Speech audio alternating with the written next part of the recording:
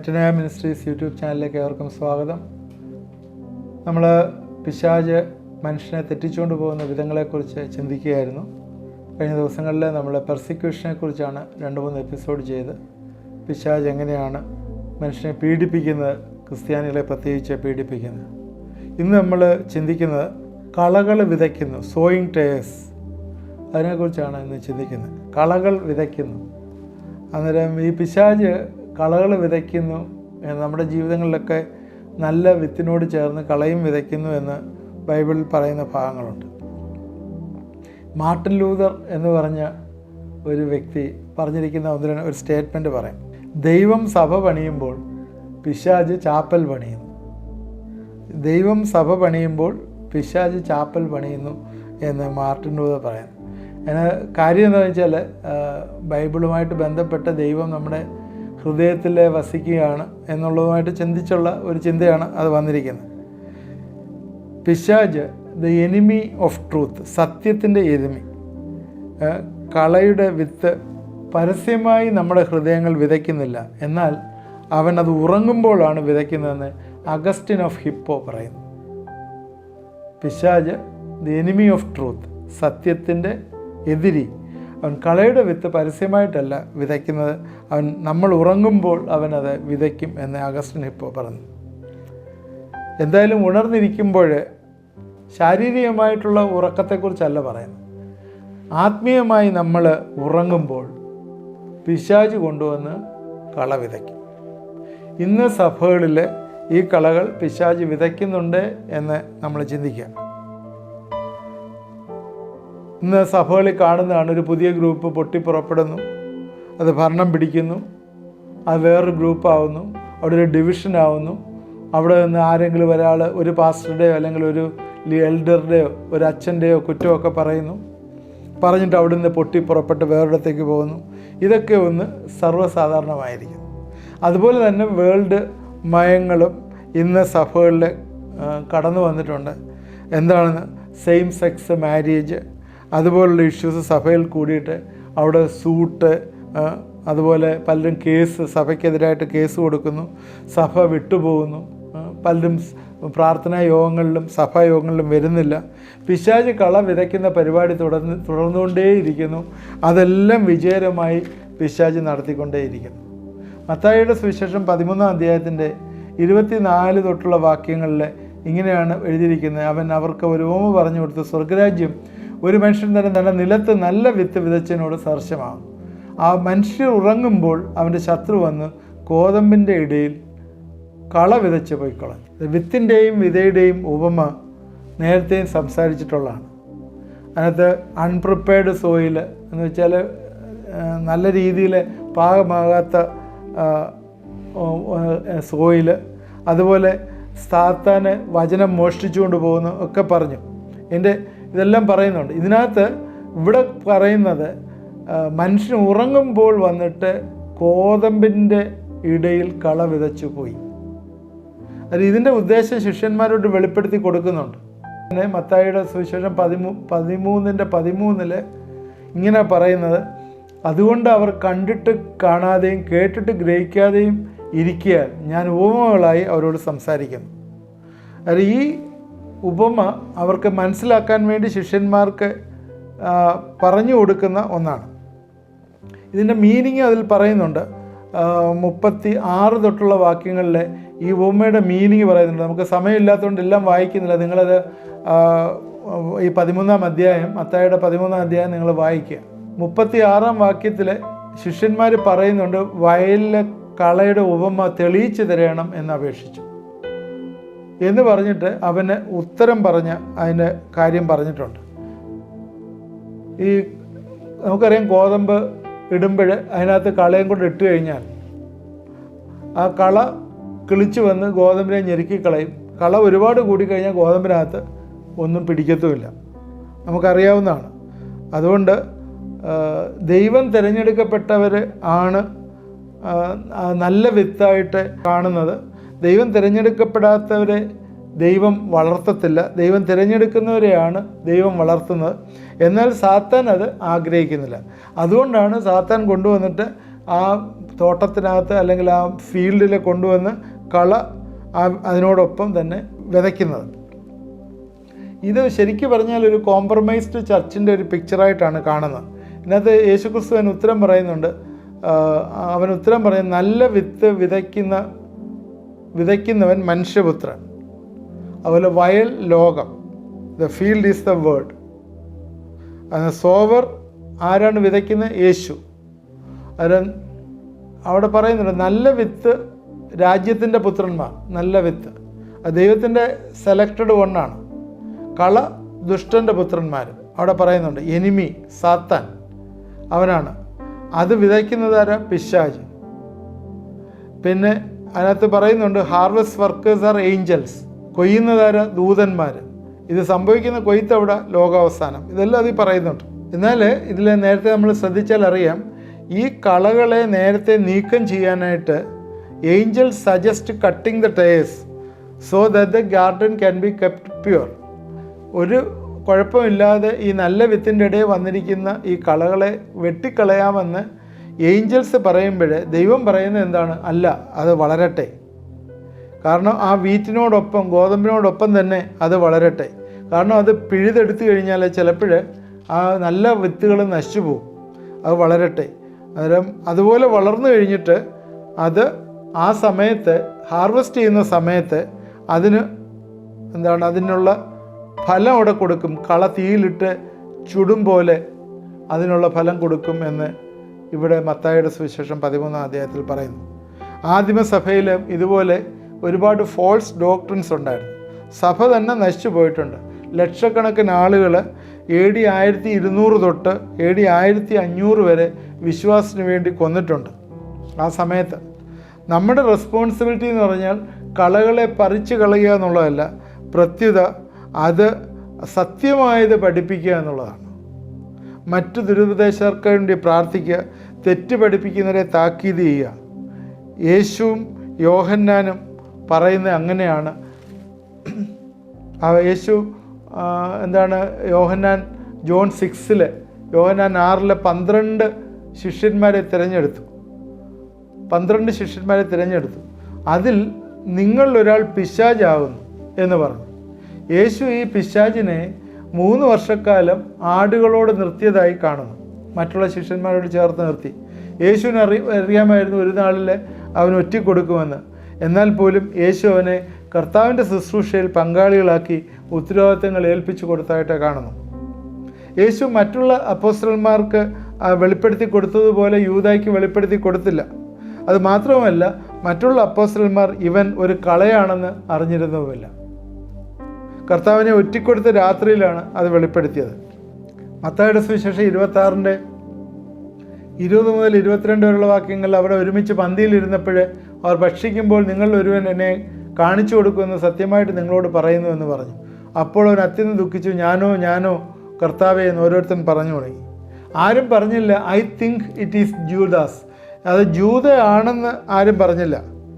യൂദ കർത്താവിനോട് കൂടെ ആയിരുന്നപ്പോൾ യേശു അവന് വേണ്ടതായിട്ടുള്ള സ്നേഹവും കരുതലും കൊടുത്തു എന്ന് കാണുന്നു. ഇതാണ് കളയുടെ ഒരു ഉദാഹരണം. അവസാനം വരെ നിൽക്കട്ടെ.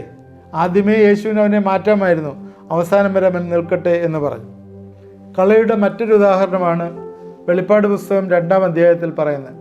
വെളിപ്പാട് പുസ്തകം 2-ാം അധ്യായത്തിലെ 19 തൊട്ട് 21 വരെയുള്ള വാക്യങ്ങളിൽ തുയൈഥൈര സഭയിലെ ദൂതൻ എഴുതുന്ന ഒരു ഭാഗം.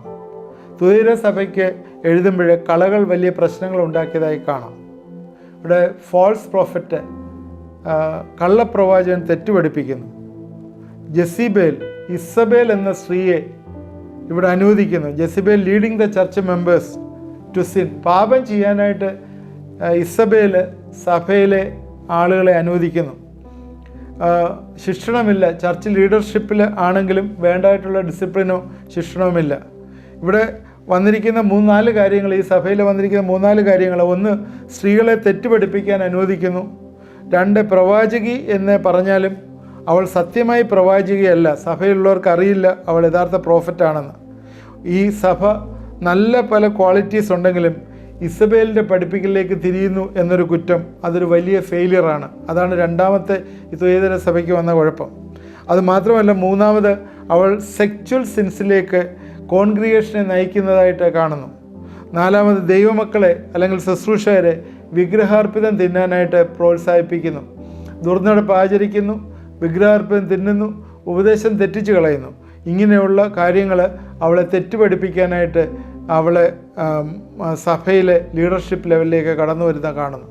ഇതാണ് ആ കളയുടെ കുഴപ്പം. ഈ കള എന്താണ്? ഒന്നും ചെയ്യുന്നില്ല. എന്നാലും ദൈവം അവളോട് ഇടപെട്ട് അവളോട് പറയുന്ന, കർത്താവ് ചർച്ച് ലീഡേഴ്സിനോട് ഒന്നും ചെയ്യുവാനായിട്ട് പറയുന്നില്ല. അവൻ പറയുന്നത് അവൾക്ക് അനുദപിക്കാൻ സമയം കൊടുക്കുകയാണ്.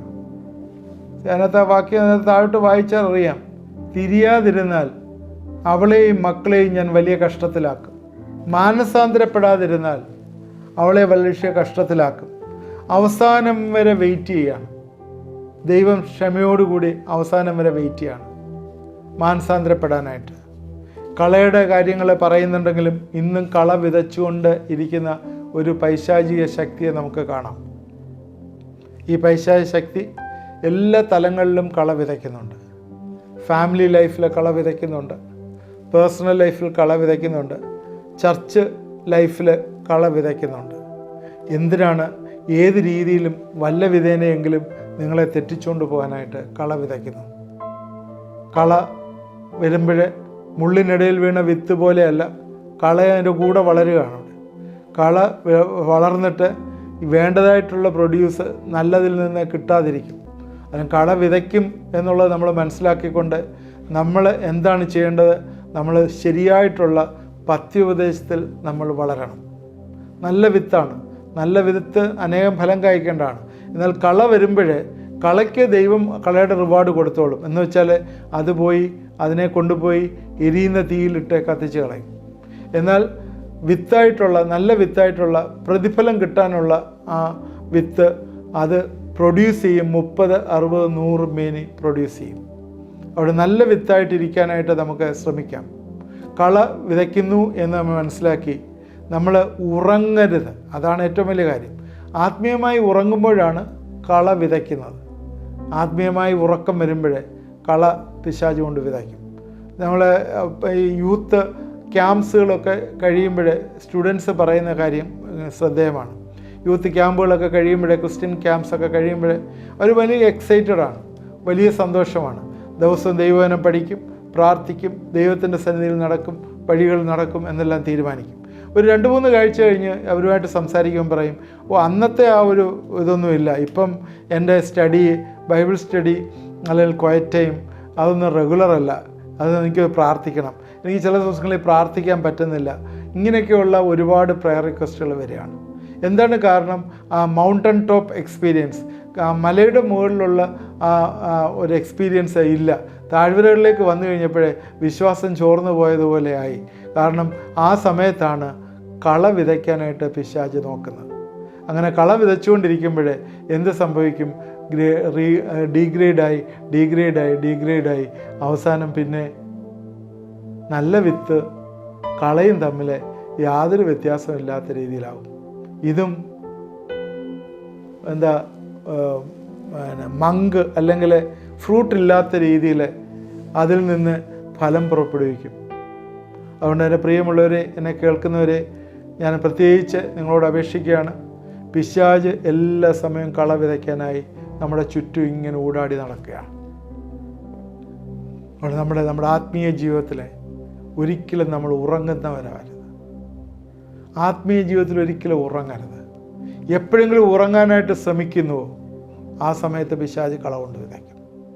അത് പല രീതിയിൽ നമ്മളെ ഹേമിക്കും എന്ന് നമ്മൾ മറന്നുപോയത്. നമ്മുടെ പേഴ്സണൽ ലൈഫിലും ഫാമിലി ലൈഫിലും നമ്മുടെ ചർച്ച് ലൈഫിലും എല്ലാം അത് നമ്മളെ ബാധിക്കുകയും നമ്മളെ നശിപ്പിക്കുകയും ചെയ്യും. പിശാച് നമ്മളെ തെറ്റിച്ചുകൊണ്ട് പോകുന്ന വിധങ്ങളെക്കുറിച്ചാണ് ഞാൻ സംസാരിച്ചത്. തീർച്ചയായും ഈ പിശാചിനെ കീഴ്പ്പെടാതിരിക്കാൻ ദൈവത്തിൻ്റെ സർവായുധമനുസരിച്ച് നമ്മൾ മുമ്പോട്ട് പോകേണ്ടതാണ്. ഇനിയും 1-2 പോയിൻറ്റ്സൂടെ പിശാച് തെറ്റിച്ചുകൊണ്ട് പോകുന്നതിനെക്കുറിച്ച് പറയാനുണ്ട്. അത് കഴിഞ്ഞിട്ട് നമ്മൾ അതിനെ എങ്ങനെ നമ്മൾ സക്സസ്ഫുള്ളായിട്ട് അതിനെ നമ്മൾ രക്ഷ പ്രാപിക്കാം, അല്ലെങ്കിൽ അതിനെ അതിജീവിക്കാം എന്നുള്ള ചിന്തകളുമുണ്ട്.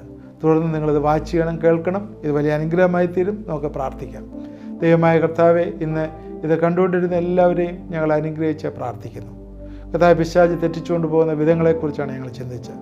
കർത്താവെ, അവൻ്റെ കർത്താവെ കയ്യിലകപ്പെടാതിരിപ്പാൻ, എപ്പോഴും നിർമ്മതരായിരിക്കാനായിട്ടും ഉണർന്നിരിക്കാനായിട്ടും ഞങ്ങളെ സഹായിക്കണമേ. ഉറങ്ങിയിരിക്കുവാനായിട്ട് ഇടവരുത്തരുത് എന്ന് പ്രാർത്ഥിക്കുന്നു. പത്രോസിൻ്റെ ലേഖനം ഒന്നാം ലേഖനം 5-ാം അധ്യായത്തിൻ്റെ 8-ാം വാക്യത്തിൽ പറയുന്ന പോലെ ഉണർന്നിരിപ്പീൻ, നിർമ്മതരായിരിപ്പീൻ. ഞങ്ങൾ കർത്താവെ ഒരു സേക്രഡായിട്ട്, ഒരു വിശുദ്ധമായിട്ടുള്ള ജീവിതം നയിപ്പാനായിട്ടും, കർത്താവെ ഞങ്ങൾ ഉണർന്നിരുന്ന് പ്രാർത്ഥിപ്പാനായിട്ടും നീ ഞങ്ങളെ സഹായിക്കുക, ഇടവരുത്തുകയും ചെയ്യണമെന്ന് പ്രാർത്ഥിക്കുന്നു. ഒരുപാട് പ്രയാസങ്ങൾ കൂടി കടന്നു പോകുന്ന വ്യക്തികൾ ഇത് കാണുന്നുണ്ട്. വീട്ടിലെ ജോലി നഷ്ടപ്പെട്ടു പോയി, ഭവനത്തിലെ വരുമാനമില്ലാതെ ഇരിക്കുന്നു, കടബാധ്യതകൾ വർദ്ധിച്ചു വരുന്ന ഒരു കുടുംബം ഇത് ശ്രദ്ധിക്കുന്നു. യേശുവിൻ്റെ നാമത്തിൽ എന്നോട് ചേർന്ന് നിങ്ങൾ പ്രാർത്ഥിക്കുമോ? യേശുവിൻ്റെ നാമത്തിൽ അറിയാത്ത വഴികളിൽ നിന്ന് ദൈവം നിങ്ങൾക്ക് വിടുതൽ തരുന്നു, സഹായിക്കുന്നു. കുഞ്ഞുങ്ങളുടെ അസുഖങ്ങളിൽ നിന്നെല്ലാം ദൈവം വിടുതൽ തരുന്നു. വലിയൊരു മിറക്കിൾ നിങ്ങളുടെ ഭവനത്തിലുണ്ടാവും. എന്നോട് ചേർന്ന് പ്രാർത്ഥിക്കുമ്പോൾ ദൈവം നിങ്ങളെ വിടുവിക്കുകയും സഹായിക്കുകയും ചെയ്യും, അനുഗ്രഹിക്കും. ദൈവത്തിൻ്റെ നന്മകൾ നിങ്ങൾ അനുഭവിക്കും. ക്രമീകരിക്കേണ്ട കാര്യങ്ങളെല്ലാം ക്രമീകരിച്ച് കുടുംബമായി ദൈവസന്നിധിയിലിരുന്ന് പ്രാർത്ഥിക്കുമോ? ദൈവം നമ്മുടെ പ്രാർത്ഥനകളെല്ലാം കേൾക്കുകയും ഉത്തരം തരികയും ചെയ്യും. അതുപോലെ കർത്താവ് ചില വ്യക്തികളെ കാണിച്ചു തരുന്നു. ഒരുപാട് പ്രാവശ്യം അബോർഷനായിട്ട് വീണ്ടും ഗർഭിണിയായിരിക്കുന്ന സ്ത്രീ യേശുവിൻ്റെ നാമത്തിൽ നിങ്ങളെ ഏൽപ്പിച്ച് പ്രാർത്ഥിക്കുകയാണ്. ഒരു രീതിയിലും ഭയപ്പെടേണ്ട. ദൈവസന്നിധിയിൽ പ്രാർത്ഥിക്കുക. ദൈവം നിങ്ങൾക്ക് ഉദരഫലങ്ങളെ തരും. ഉയരത്തിൽ നിന്ന് ദൈവത്തിൻ്റെ ദാനം നിങ്ങൾക്ക് തരും. നിങ്ങൾ ശക്തിയോടുകൂടി ഭയമില്ലാതെ ദൈവസന്നിധിയിൽ നിങ്ങളെ തന്നെ സമർപ്പിച്ച് പ്രാർത്ഥിക്കുമോ? ദൈവം വലിയ മിറക്കിൾ ഈ ദിവസങ്ങളിൽ തരും. ആ കുഞ്ഞിനെയും ദൈവകരങ്ങളിലേക്ക് സമർപ്പിച്ച് പ്രാർത്ഥിക്കുമോ? ദൈവത്തിൻ്റെ ശക്തി ഇവിടെ പ്രവഹിക്കട്ടെ എന്ന് പ്രാർത്ഥിക്കുന്നു. എന്നോട് ചേർന്ന് പ്രാർത്ഥിക്കുന്ന നിങ്ങളെ ദൈവം അനുഗ്രഹിക്കും, നിങ്ങളെ വിടുവിക്കും. ആരെങ്കിലും എന്തെങ്കിലുമൊക്കെ ജീവിതത്തിലെ പ്രയാസങ്ങളെ വിഷമതകളുണ്ടെങ്കിൽ എന്നോട് ചേർന്ന് പ്രാർത്ഥിക്കുമോ? ദൈവം നിങ്ങൾക്ക് ആശ്വാസം തരികയും സൗഖ്യം തരികയും ചെയ്യും. കർത്താവെ, എന്നോട് ചേർന്ന് പ്രാർത്ഥിക്കുന്നവരെല്ലാം അനുഗ്രഹിക്കണം. വലിയ വിടുതലുകൾ ഈ നാളിൽ അയക്കണം. യേശുവിനെ ജീവിതത്തിൽ രക്ഷകനും കർത്താവുമായി സ്വീകരിച്ച് നിൻ്റെ വഴിയിൽ ജീവിച്ച് പൈശാചുമായിട്ട് ഒരിക്കലും കോംപ്രമൈസ് ചെയ്യാതെ ജീവിപ്പാനായിട്ട് കർത്താവെ അനുവദിക്കുകയും സഹായിക്കുകയും ചെയ്യണമേ എന്ന് പ്രാർത്ഥിക്കുന്നു. എല്ലാ രീതിയിലുള്ള നന്മകളും അവർക്ക് വന്നു ചേരട്ടെ. പ്രാർത്ഥന കേട്ടോർത്ത് സ്തോത്രം. യേശുവിൻ നാമത്തിൽ തന്നെ ആമേൻ. ഇത് വാച്ച് ചെയ്തിരുന്ന എല്ലാവരും ദൈവം അനുഗ്രഹിക്കട്ടെ. തുടർന്ന് ഇത് വാച്ച് ചെയ്യണം. നിങ്ങളുടെ പ്രെയർ റിക്വസ്റ്റ് നിങ്ങൾ ആ വാട്സാപ്പ് നമ്പറിൽ അയച്ചു തരിക. നിങ്ങൾ ആ വാട്സാപ്പ് നമ്പറിൽ പ്രെയർ ലൈനിലേക്ക് വിളിച്ചാൽ നിങ്ങൾക്ക് പ്രാർത്ഥനാ റിക്വസ്റ്റ് തന്നാൽ പ്രാർത്ഥിക്കാവുന്നതാണ്. ഓൺലൈൻ പ്രെയർ ആവശ്യപ്പെടുന്നവരും പ്രാർത്ഥിക്കാനായിട്ടുള്ള സൗകര്യം ഒരുക്കുന്നതാണ്. നിങ്ങൾ വിളിക്കുകയും പ്രാർത്ഥിക്കുകയും ചെയ്യുക, അനുഗ്രഹിക്കപ്പെടുക. ഇത് മറ്റുള്ളവർക്ക് ഷെയർ ചെയ്ത് കൊടുക്കുക. ആദ്യമായിട്ട് കാണുന്നവർ സബ്സ്ക്രൈബ് ചെയ്യുക. എല്ലാ ദിവസവും 9:30 മണിക്ക് ഇത് നിങ്ങളുടെ ഭവനത്തിലെത്തുന്നു. ഇത് കണ്ട് നിങ്ങൾ പ്രാർത്ഥിച്ചിട്ട് കിടക്കാനായിട്ട് ശ്രമിക്കുക. ദൈവം നമ്മളെ എല്ലാവരെയും അനുഗ്രഹിക്കും.